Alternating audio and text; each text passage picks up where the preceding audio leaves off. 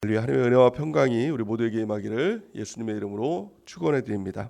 오늘 말씀은 사도행전 5장 12절에서 16절 말씀을 통해 성령이 역사하는 교회라는 제목으로 하나님 말씀 증거하겠습니다. 성령이 이끄는 교회, 사도행전 강의 22번째 시간입니다. 사도행전 5장 말씀을 보면 아나니아와 삽비라의 죽음으로 시작하는 것을 볼 수가 있습니다. 이 내용을 보면 초대교회 성령께서 교회를 세우시고 교회 가운데 역사하시고 일하실 때 교회 안에서의 어떤 죄악들, 어떤 암세포와 같은 그런 죄악들을 제거하시는 것들을 볼 수가 있는 것이죠. 성령이 강하게 역사하면 조금의 티도 흠도 용납하지 않는 것들을 볼 수가 있는 것입니다. 또한 이 아나니아와 삽비라가 이 자기의 토지를 다 팔았다고 속이고 일부를 감추는 그런 사건들 가운데 그 일은, 그 죄는 단지 개인의 죄가 아니라 공동체의 죄이고 또 암세포와 같은 그 공동체는 바로 유기체 아닙니까? 우리 몸과 같은 존재이기 때문에 그런 암세포가 또 다른 세포를 병을 옮기고 또 전이할 수 있는 그런 일이 되기 때문에 그런 것에 대해서 단호하게 그들이 죽는 일들을 보게 되는 것입니다. 성경을 보면 한 사람의 죄, 그것을 하나님은 그냥 쉽게 넘기지 않는 것들을 볼 수가 있는 것입니다. 예를 들어서 아담, 하와의 그 죄를 보면 선악과 하나 먹은 거 그냥 그들의 죄일 수도 있지 않습니까? 근데 그 죄를 통해서 온 인류가 그 죄 아래에 갇히는 일들을 볼 수가 있는 것입니다. 또 성경에 보면 또 누가 있을까요? 아간의 범죄가 또 마찬가지겠죠. 아간은 자신의 욕심 때문에 전리품을 숨겼습니다. 근데 그 개인의 죄가 이스라엘 전체가 전쟁에서 지는 그런 일들을 당하게 되는 그런 공동체 전체가 어떤 해를 가하게 되는 일들을 보게 되는 것이죠. 우리도 마찬가지입니다. 교회 안에서 나 하나쯤은 뭐 이런 죄쯤은 그냥 나 혼자의 죄지라고 생각할 수도 있는데 사실은 하나님 보시기에는 그렇지 않다는 것입니다. 왜냐하면 이 공동체는 유기체이고 한 몸이기 때문에 그렇습니다. 그래서 몸 지체 하나가 손가락 하나가 병이 들었습니다. 썩어가고 있습니다. 근데 손가락이 나 하나 썩는 거 뭐 문제가 되겠어 라고 여긴다면 사실 그렇지가 않죠. 하나의 이 유기체라는 것은 한 지체가 건강하면 그 건강함을 통해서 회복 능력이 있지만 또 썩어가면 그 다른 지체까지도 썩게 만드는 그런 일들이 있게 되는 것이죠. 그래서 어쩔 때는 이 나의 지체이지만 잘라내야 될 때도 온 몸을 위해서 잘라내야 될 때도 있는 것이죠. 그래서 우리가 공동체를 대할 때 갖는 마음이 어떤 마음을 가져야 될까요? 나 개인보다도 사실 공동체가 중요하다. 왜냐하면 예수님의 몸이기 때문에. 그래서 에베소 1장 23절 말씀에 보면 이 교회가 그의 몸이라고 이렇게 말씀하고 있죠. 그래서 만물 안에서 만물을 충만케 하시는 그리스도의 몸이 된다라고 이렇게 성경은 말씀하고 있는 것입니다. 또한요, 이 아나니아와 삽비라의 이 죄를 통해서 그들이 죽임을 당함을 통해서 그 가운데 교회 가운데 두려움이 임했다는 거예요. 그 모든 사람들에게 두려움이 임했다라는 것입니다. 어떻게 보면 이 위기일 수가 있는 것이죠. 그러니까 사람들이 막 이제 모이고 부흥하는 이때에 교회에서 사람이 죽어나간 겁니다. 그러면 사람들이 또 그 교회에 오고 싶겠습니까? 인간적인 생각으로 보면 그러니까 지금도 마찬가지겠죠. 예수님을 잘 믿는 것처럼 보였던 이 아나니아와 삽비라가 또 그냥 뭐 아주 우리가 생각하는 아주 무슨 살인하고 아주 악한 죄를 지어서 죽은 게 아니라 헌금을 하다가 죽은 겁니다. 그러면 사람들이 막 두려워서 저 교회 가면은 죽을 수도 있어. 헌금하다 죽었대. 막 이런 소문들도 막 퍼질 것 아닙니까? 그러면 부흥에도 더 이렇게 지장이 있을 것 같은데 오늘 본 말씀에 보니까 그렇지 않았다는 것입니다. 그러니까 인간의 생각과 또 하나님의 생각은, 하나님의 역사는 전혀 다른 것을 볼 수가 있는 것입니다. 성령께서 그렇게 하신 것은 교회의 순결성이죠. 깨끗한 교회를 만들기 위한 하나님의 노력인 것입니다. 지금도 마찬가지일 것입니다. 하나님은 하나님의 교회를 보호하십니다. 하나님께서 보호하시는 것입니다. 그래서 교회는 누구나 올 수 있지만 아무나 올 수 있는 것은 아닌 것입니다. 그래서 말씀을 통해서 우리가 죄를 깨달을 때 돌이키지 않으면 사실은 우리도 이와 같이 재앙을 받을 수 있다라고 성경은 말씀하고 있는 것이죠. 그래서 그 비유를 돌감람나무와 참감람나무에 빗대어 이렇게 말씀하고 있는 것이 아닙니까? 그 성경에 보면 참 감람나무의 가지도 하나님께서 잘라내었거든. 심지어 우리가 접붙임을 받은 우리도 잘라냄을 받을 수 있지 않겠느냐라고 말씀하고 있는 것입니다. 그건 잘라내겠다는 것이 아니라 우리의 죄악들을 빨리 회개하고 돌이켜야 한다라고 이렇게 말씀하고 있는 것입니다. 우리 교회로 보면 일정 기간 교회에 나오지 않으면 우리 교회는 이제 재적 정리를 하죠. 사실은 보면은 그것이 뭐 우리 교회가 이렇게 하는 것 같지만 하나님께서 그렇게 교회를 깨끗하게 하시는 그 일들 가운데 있는 것입니다. 성령께서는 교회를 보호하시고 깨끗하게 하시고 순결하게 하시기를 원하신다는 것입니다. 또한 그 순결한 교회를 통해서 깨끗하게 하신 교회를 통해서 성령의 역사가 일어나는 것들을 볼 수가 있는 것입니다. 사람들은 그냥 교회에 그냥 서로 잘 먹고 잘 살고 우리끼리 이렇게 좋은 분위기가 되면 죄가 있어도 그냥 뭐 괜찮아 그러면서 그냥 이렇게 좋은 분위기가 되면 사람들이 더 많이 모이지 않을까, 사람들이 이런 생각들을 갖게 되지만 그렇지가 않은 것입니다. 부흥은, 진정한 부흥은 사람이 많이 모이게 할 수는 있을지라도, 사람들이 할 수 있는 것은 사람을 많이 모이게 할 수는 있을지라도 그들이 천국에 가는 것은 보장할 수가 없는 것이죠. 하나님께서 주시는 진정한 부흥만이, 성령께서 역사하시는 진정한 부흥만이 진정한 신앙생활로 성화되고 영화되는, 또 천국에 가는 그런 일들이 일어나게 되는 것입니다. 그래서 우리 교회가 오직 성령이 역사하시는 교회, 성령을 통해서 깨끗하게 되는 교회, 성령을 통해서 부흥하게 되는 우리 교회가 되는 은혜와 축복이 있길 바랍니다. 어떻게 보면 아나니아와 삽비라 이 사건이 교회에는 위기였습니다. 근데 위기라는 말을 이 두 가지, 위기라는 말은 두 가지가 이게 합성된 말이죠. 그래서 위험이라는 말과 또 한 가지 말은 기회라는 말입니다. 하나님께서는 이 기간을 통해서 새로운 기회, 새로운 소망의 기회로 삼는 것들을 오늘 본 말씀 통해서 보여주고 있는 것입니다. 성경은 이렇게 말씀합니다. 로마서 8장 28절 우리 같이 한번 읽어보겠습니다. 시작. 우리가 알거니와 하나님을 사랑하는 자, 곧 그의 뜻대로 부르심을 입은 자에게는 모든 것이 합력하여 선을 이루느니라. 아멘. 우리가 신앙생활을 하면서 하나님의 부르심을 받고 신앙생활을 하면서 여러 가지 어려움들을 겪을 때가 있죠. 또 위기의 상황들을 겪을 때가 있죠. 가정의 위기라든가 또 개인의 신앙의 위기라든가 또 여러 가지 삶의 위기라든가 관계의 위기라든가 물질의 위기라든가 어떤 질병의 위기 등 여러 가지 위기들을 겪을 때가 있다는 것입니다. 그런데 오늘 말씀처럼 우리가 알거니와 하나님을 사랑하는 자, 곧 그의 뜻대로 부르심을 입은 자들에게는 모든 것이 합력하여 선을 이루게 된다. 하나님의 뜻을 이루게 된다. 하나님의 역사, 성령의 역사를 이루게 된다라는 것입니다. 아나니아와 삽비라의 이 사건이 교회적으로 보면 또 인간적으로 보면 저 비극의 사건입니다. 사람이 죽는 일들 보면 얼마나 그게 뭐 이유야 어찌 됐건 사람들 앞에서는 그것이 비극이라고 얘기하고 있지 않습니까? 그래서 우리가 이 뭐 헬로윈 뭐 그런 일들을 보면서 그 사람들이 어떤 이유에서 죽었건 그 사람이 죽고 났더니 이 국가적인 어떤 이 위기다 이런 일들이 일어난 것 아닙니까? 마찬가지로 이 당시 때도 이 죽음이 교회의 위기였습니다. 하지만 이 모든 것을 통해서 하나님은 결국엔 선을 이루어 가셨다는 것입니다. 오히려 교회를 깨끗하게 하시고 그를 통해서 성령께서 온전히 일하시는, 성령이 이끄시는 바로 그 교회를 하나님께서 만들어 가시는 것들을 볼 수가 있는 것입니다. 또 오늘 본 말씀은 성령이 역사하시는 교회, 온전하게 죄악들을 끊어내고 온전하게 일하시는 성령의 역사들로 이루어지는 교회가 어떤 교회인지를 보여주고 있는 것입니다. 우리가 세 가지로 우리가 살펴보기를 원합니다.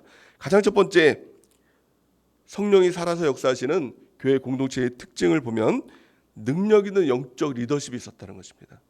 우리 12절 말씀을 같이 한번 읽어보겠습니다. 12절 말씀 시작.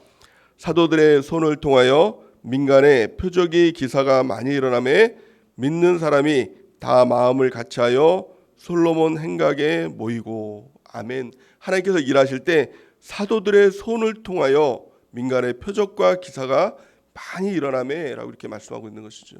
성령이 역사하시는 교회의 특징은 영적 리더에게 하나님께서 능력을 부어주십니다. 그 능력은 개인의 능력이 아니죠. 그래서 목사님이 뭐 뛰어난 어떤 영성을 가지고 있어서 그런 게 아니라 성령께서 그에게 부어주시는 것입니다. 또 이 셀장들에게 그 능력들을 부어주게 되는 것이죠. 영적 리더십들에게 하나님께서 병 고치는 능력도 주시고 표적의 능력도 주시고 말씀 증거하시는 능력도 주시는 것입니다. 성령이 일하시지 않는 교회의 특징을 보면 영적 리더십이 다 무너졌습니다. 그래서 도전하는 일들이 참 많죠. 그래서 뭐 지금도 마찬가지로 뭐 한국 교회의 가장 큰 문제가 뭐 목사파와 장로파가 있는 뭐 전 세계에는 없는 그런 일들이 일어나고 있는 것이죠. 그래서 목사파냐 장로파냐 그러면서 성도들이 막 싸우는, 이게 왜냐하면 그것이 영적 리더십이 무너지고 나면 그런 일들이 일어나게 되는 것입니다. 그렇다고 해서 뭐 목사님이 뭐 강력한 뭐 카리스마를 가지고 뭐 억압하고 뭐 그런 것이 아니라 성령께서 주시는 능력이라는 것입니다. 그 능력이 부어지게 되면 하나님의 능력이 나타나니 부인할 수가 없는 것이죠. 하나님을 따라갈 수밖에 없는 것이죠. 그래서 요한복음 14장 12절의 말씀에 이렇게 말씀하고 있습니다. 우리 같이 한번 읽어보겠습니다. 시작. 내가 진실로 진실로 너에게 이르노니 나를 믿는 자는 내가 하는 일도 그도 할 것이요 또한 그보다 큰 일도 하리니 이는 내가 아버지께로 감이라. 아멘. 예수님께서 직접 하신 약속의 말씀인 것입니다. 예수님을 믿는 사람, 그것은 곧 믿음의 사람을 얘기하는 것이죠. 다르게 말하면 하나님의 사람, 하나님께서 쓰시는 사람을 이야기하고 있는 것입니다. 그 사람은 어떤 일들을 합니까? 내가 하는 일, 내가 누굽니까? 예수 그리스도께서 하시는 그 일을 그도 할 것이다, 이렇게 말씀하고 있는 것이죠. 또 뿐만이 아니라 더 놀라운 일은 그보다도 더 큰 일도 하리라, 이렇게 말씀하고 있는 것입니다. 예수님이 하셨던 일보다도 더 큰 일을 하겠다. 왜냐하면 예수님의 영이신 성령이 그를 붙들고 사용하기 때문에 그렇다는 것입니다. 그래서 우리 교회가 성령이 일하시는 교회가 되길 바랍니다. 성령이 일하시는 교회의 특징, 영적 리더십이 살아있는 교회. 그것은 단지 영적 리더십이기 때문에 순종하십시오 라는 것이 아니라 하나님께서 그에게 능력을 부어줘서 예수 그리스도의 능력, 그것이 나타나기 때문에, 더 큰 능력들이 나타나기 때문에 그 능력에 순종하고 또 하나님의 일을 또 그를 통해서 볼 수 있는 그런 교회가 바로 성령께서 일하시는 교회다라는 것입니다. 고린도전서 4장 20절 말씀 우리 같이 한번 읽어보겠습니다. 시작. 하나님의 나라는 말에 있지 아니하고 오직 능력에 있음이니라. 아멘. 우리가 영적 리더십을 받았다면 이 능력을 구해야 되는 것이죠. 그래서 내가 어떤 일이 있을 때 이 일이 힘들어요, 어려워서 못하겠어요 라고 하는 것이 아니라 그에 맞는 그것을 할 수 있는 능력을 구해야 된다는 것입니다.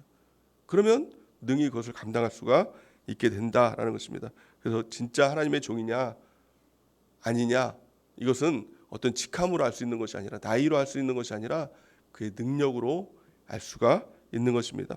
하나님께서 모세를 세우실 때는 홍해를 가르는 그 능력을 부여해 주셨죠. 또 여호수아를 세우실 때는 요단강을 가르는 능력을 하나님께서 그에게 부여해 주셨습니다. 그러니까 하나님께서 하나님의 사람을 세우실 때는 그런 능력, 기적을 행할 수 있는 능력, 표적을 행할 수 있는 능력, 그 능력을 부여해 주시는 것입니다.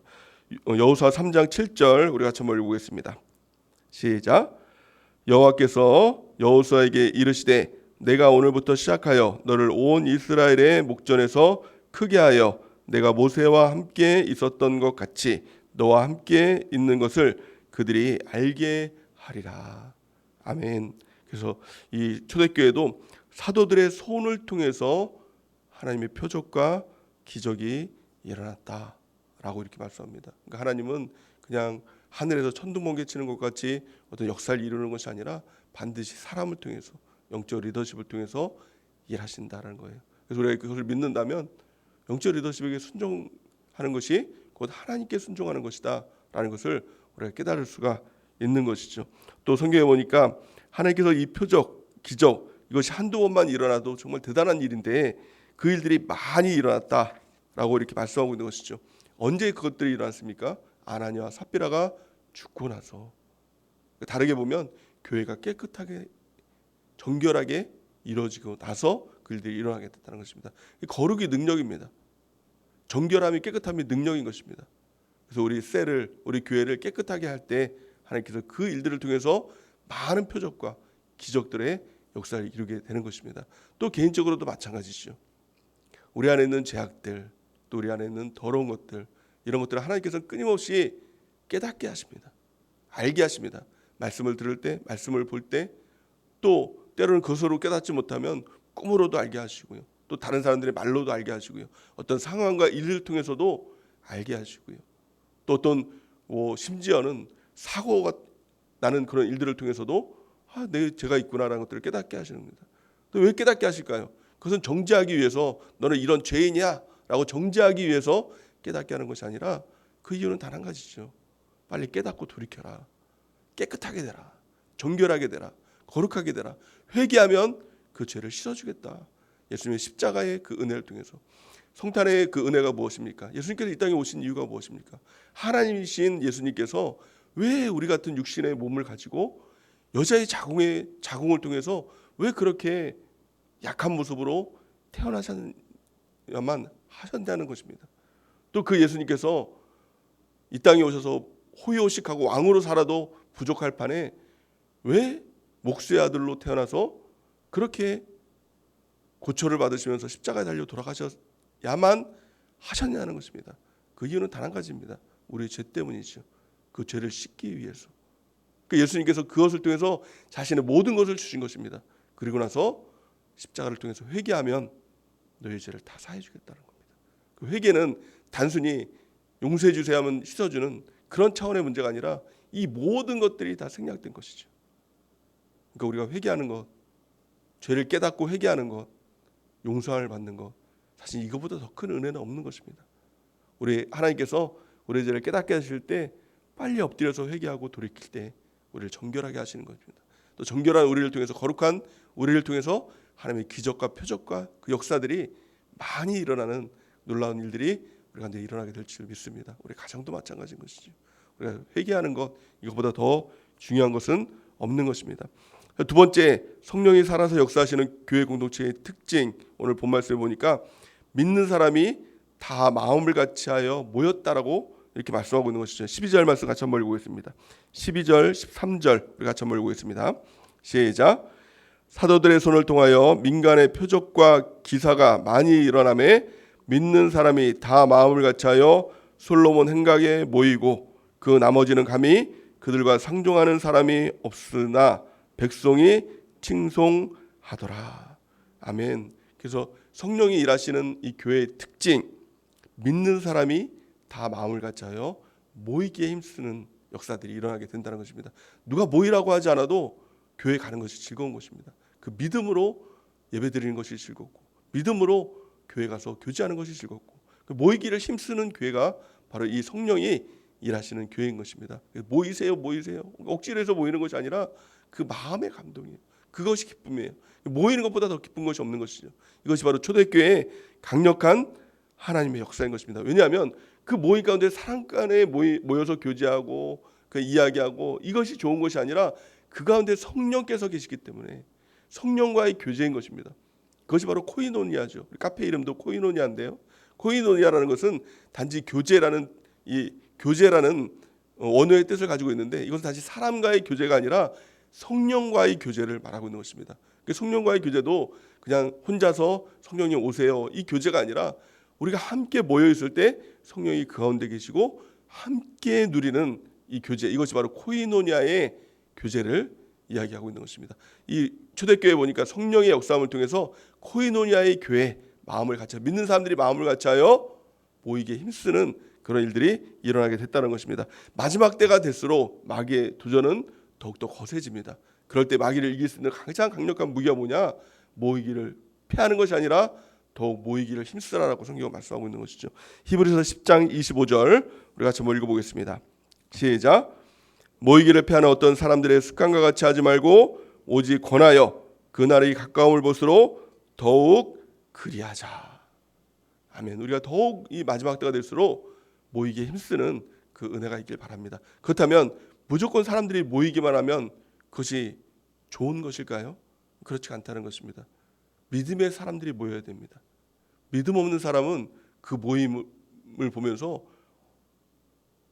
오히려 들어올 수가 없어야 되는 것이죠. 그러니까 오늘 본 말씀은 뭐라고 말씀합니까? 13절 말씀 보니까 그 나머지는 감히 그들과 상종하는 사람이 없으니 이렇게 말씀하고 있는 것이죠. 그러니까 믿음의 교제권이 분명해지는 것입니다. 성령이 일하시지 않는 교회는 많이 모일 수도 있어요. 근데 그 모임이 그냥 사람들의 모임입니다.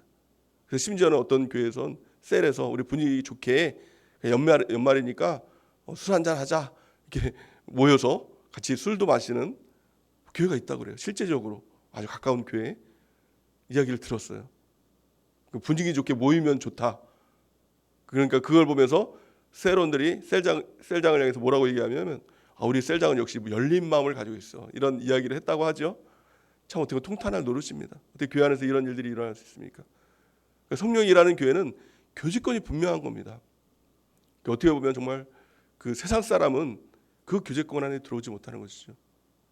그래서 성령이 일하시지 않으면, 성령이 무너지게 되면 교제권이 다 끊어져 버리는 것이죠. 그래서 세상에 나가면 세상 사람들과 교제하고, 교회에 오면 또 교회 사람들과 교제하는, 교제권이 분명하면 반드시 무너지게 되는 것입니다. 그래서 이 초대교회와 같이 믿지 않는 사람들, 감히 그들과 상종할 수 없었던 교제권이 분명한 그런 교회, 그것이 바로 성령께서 살아있는 교회다라는 것을 우리가 분명히 아는 은혜가 있길 바랍니다. 마지막 세 번째, 성령이 일하시는 교회, 성령이 역사하시는 교회의 가장 큰 특징, 그것은 바로 부흥이라는 것이죠.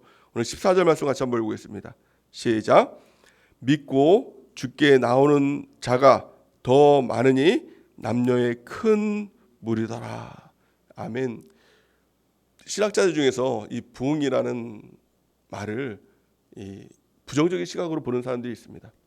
그 양적인 부흥이냐, 또 뭐 질적인 부흥이냐, 이거 가지고 또 이렇게 싸우는 일들도 있는 것이죠. 양만 많으면 뭐하냐, 그들이 다 지옥 가면 무슨 소용이냐, 질적 성장이 있어야지, 이렇게 주장하는 사람들이 있는 것이죠. 그런데 분명한 것은 성경이 말하는 부흥은 양적 성장도 포함되고 있는 것이죠. 오늘 본 말씀처럼 주께로 나오는 자가 더 많으니 남녀의 큰 무리더라. 베드로가 한번 설교할 때 3,000명이 돌아오고 5,000명이 돌아오는 그런 역사가 일어났던 것처럼 많은 무리가 돌아오는 것, 양적 성장, 이것이 분명히 있어야 되는 것입니다. 또한 그와 같이 질적 성장도 있어야 된다는 것입니다. 성령이 일하면 양적 성장과 함께 질적 성장도 같이 일어나는 것이죠. 아니, 부흥이 일어나면 양적 성장, 뭐 질적 성장 둘 중에 하나 선택해야 되는 건 아니죠. 양적 성장도 일어나고 질적 성장도 일어나면 안 되냐는 것입니다. 같이 일어나는 것, 이것이 진정한 성격적인 부흥의 역사인 것입니다. 우리 교회가 이런 일들이 일어나길 원합니다. 오늘 본 말씀처럼 주께로 나오는 자가 더 많으니 남녀의 큰 무리더라. 그래서 우리 교회가 이런 큰 부흥의 역사를 이루는 은혜가 있길 바랍니다. 마지막 때에 어떤 사람들은 이제 부흥은 끝난 시대라고 이렇게 얘기를 합니다. 말도 안 되는 이야기입니다. 마지막 때일수록 하나님께서 성령을 만민에게 부어주겠다고 약속하고 있는 것입니다. 그러니까 지금은요, 정말 많은 사람들을 우리 주님께서 부르시는 이 시대인 것입니다. 그럴 때 우리가 하나님의 도구로 쓰임 받아서 또한 이 성탄절 준비하면서 복음을 증거하고 메리 크리스마스 기쁨으로 주님께 경배합시다.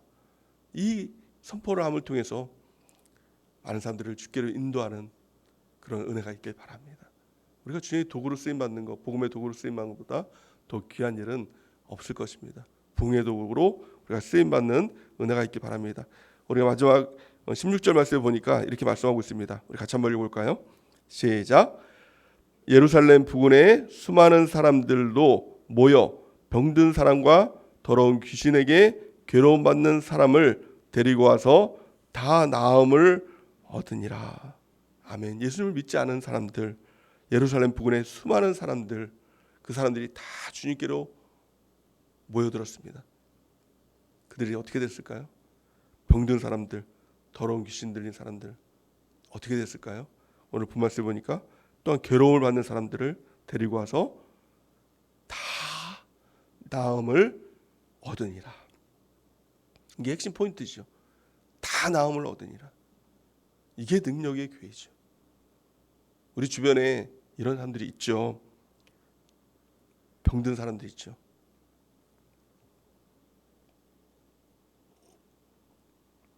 더러운 귀신들에게 괴로움받는 사람들이 있죠. 이 사람들을 다 주님께로 데리고 나오는 것입니다. 그러고 나서 그들이 다 나음을 받는다. 이 자신감으로 우리가 복음 증거할 때 이 초대교회와 같은 하나님의 성령의 역사가 우리 가운데 그대로 재현되게 될 줄을 믿습니다. 이 도구로 우리 교회가 또 우리 모두가 쓰임 받는 은혜가 넘치기를 예수님의 이름으로 간절히 축원해 드립니다. 또 우리 교회가 성경적인 교회, 성령이 충만한 교회, 성령께서 일하시는 바로 그 교회가 되는 은혜가 넘치기를 예수님의 이름으로 간절히 축원해 드립니다. 이제 우리